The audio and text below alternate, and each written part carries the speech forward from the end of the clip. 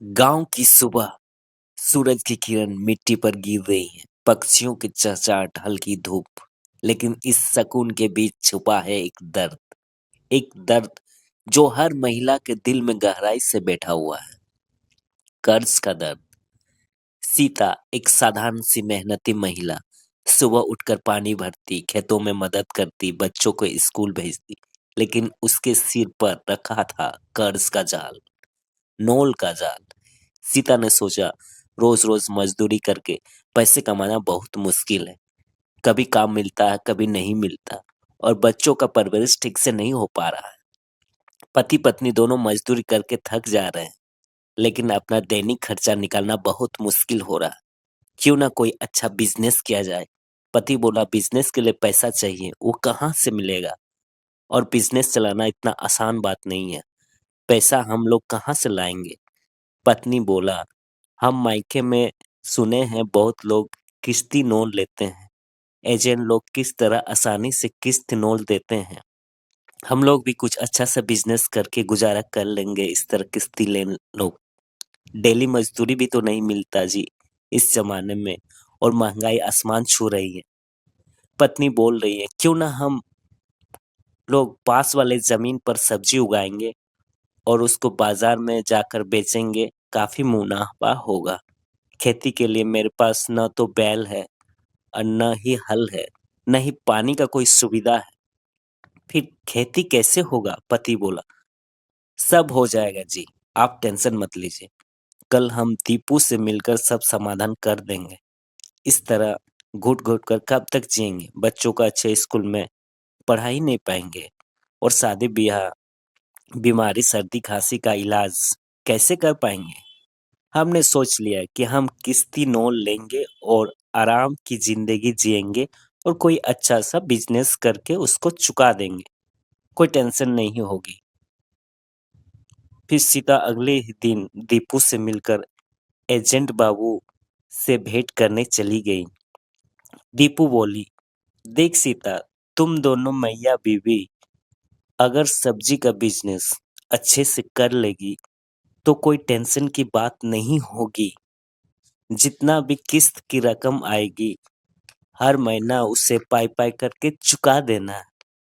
बहुत लोग किस्ती नोट लेते हैं, तुम भी अपना किस्ती नोट लेकर अपना बिजनेस को आगे बढ़ा सकती है। इसमें कोई टेंशन की बात नहीं है। तुम बस अपना आधार कार्ड, बैंक खाता कार्ड, पासबुक और 3 फोटोकॉपी अपने पति के साथ लेकर आना। फिर हम एजेंट बाबू के साथ मिलकर तुम्हारा किस्ती नोट करवा देंगे।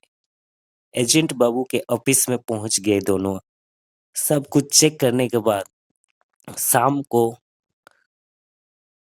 7 बजे के करीब किस्ती नोट का पास हो गया। एजेंट बाबू मुस्कुराया और कहा, बस महीने में 3,000 किस्ती लगेगी, 3 साल तक, और आपकी घर की हालत सुधर जाएगी। सीता ने दस्तखत कर दिए। न ब्याज की गणना की, ना ही कोई समझ थी कि कौन सा ब्याज लग रहा, कितना परसेंटेज ब्याज लगेगा। सीता पैसा पाकर बहुत खुश हुई। उसने इसी खुशी में दीपू को 3,000 रुपया उधारी दी। एजेंट बाबू को 2,000 का कमीशन दिखा। बाकी पैसा लेकर घर लौटे।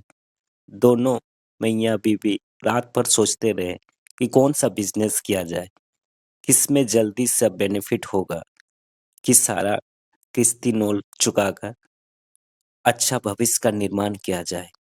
अगले दिन दोनों ने सोचा कि राशन पानी खत्म हो गया है, बाजार जाकर राशन ले लेते हैं। फिर बाजार निकल गए। बाजार घुसते ही सीता ने सोचा कि एक साड़ी ले ही लेते हैं।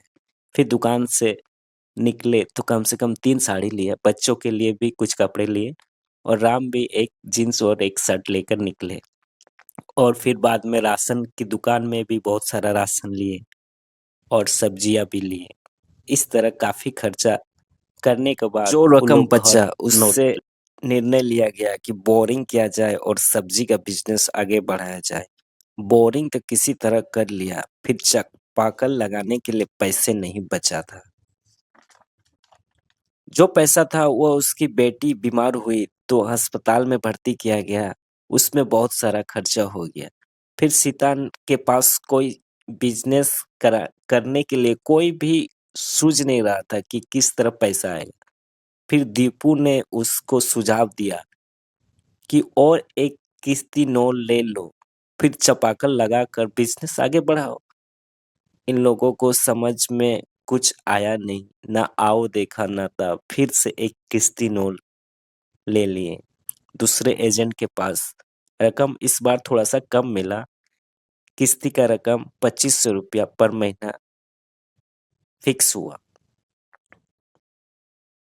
हर महीने चुकाना है। इस बार सीताराम रकम को खर्च नहीं किया, तुरंत चापाकल बैठाया, पानी का सुविधा हो गया।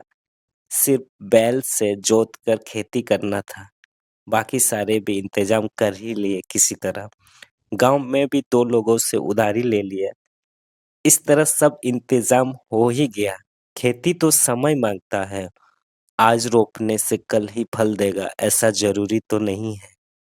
फिर आ गया किस्ती का महीना, हाथ में एक भी रुपया नहीं बचा। किस्ती वाले आने लगे घर पर। पहली किस्त चुकी, 3000 की जगह 4000 हो गए। दूसरी बारी चुकी, 2000 से 3000। इस तरह बढ़ते गए। दिन रात की मेहनत पे इस बढ़ते कर्ज को नहीं रोक पा रही थी। कर्ज ने छीना त्योहारों की खुशियां, बच्चों की जरूरतें, पति पत्नी के रिश्तों में शांति और सबसे ज्यादा उसकी नींद और इज्जत।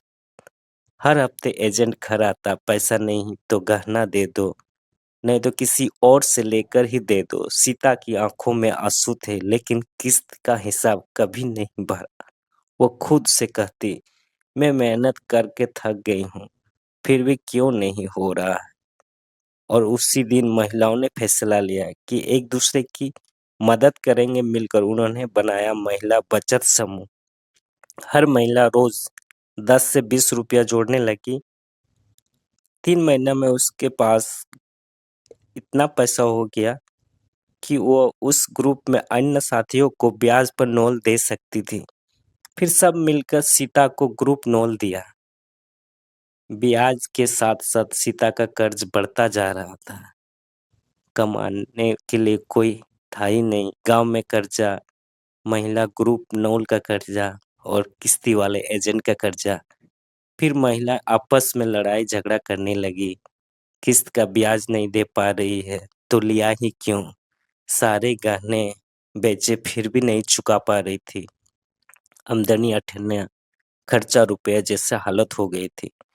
फिर सीता ने सोचा किस्ती लेकर ही किस्त चुकाए जाए। बहुत महान फैसला लिया गया। फिर चालू हुआ कर्ज का जाल, चक्रव्यूह। एक किस्ती लोन लेती तो दूसरे किस्ती लोन को देती। ऊपर से चक्रवृद्धि ब्याज के साथ ब्याज बढ़ते जा रहा था। गांव रिश्तेदार सबसे कर्जा ले रखा था। एक दिन वो आया, वही एजेंट, पर इस बार उसकी आवाज और तेज, मांग और बेरहम होती गई। सीता के पास देने को कुछ नहीं था, न पैसा, न गहने और ना ही कोई रास्ता।